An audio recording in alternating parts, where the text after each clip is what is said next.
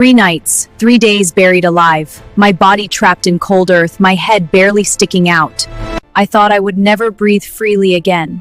Every sound, every shadow, every whisper of the wind was a threat. But God had a plan that no one could see. And in the darkest hour, hope came from the unlikeliest place, my sister and my mother. My legs and arms were numb. Breathing was a battle. Every sound from the house made my heart race. I could hear footsteps.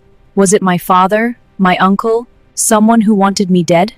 My younger sister sneaked outside every night, bringing me scraps of food. Her eyes were filled with fear, but also courage. Every tiny act of care reminded me that I could survive. By the second night, my body ached beyond words. My hands were covered in dirt from struggling. My chest burned from the weight of the soil. My throat was parched.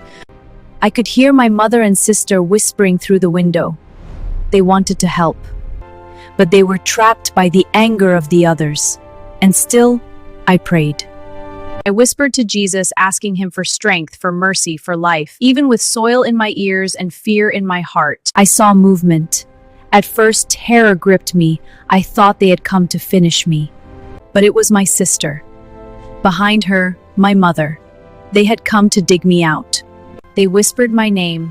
"Hold on, we're getting you out." The soil was hard. Every scoop was a battle. Minutes felt like hours. My arms were weak. My body was frozen in numb terror. Finally, I felt hands on mine. Freedom. Air filling my lungs for the first time in 3 days. When I was finally pulled from the soil, my mother broke down in tears. She was still angry at my choice, but she couldn't let me die. My sister held me tightly, her face streaked with tears. And in that moment, I realized something incredible. Even in anger, even in fear, love finds a way. I walked away from my home that night. No possessions, no support, no safety. Yet something inside me burned brighter than fear. Faith in Jesus Christ. I faced threats, insults, and rejection. But I also discovered the courage that only comes from God. Faith can survive what fear cannot.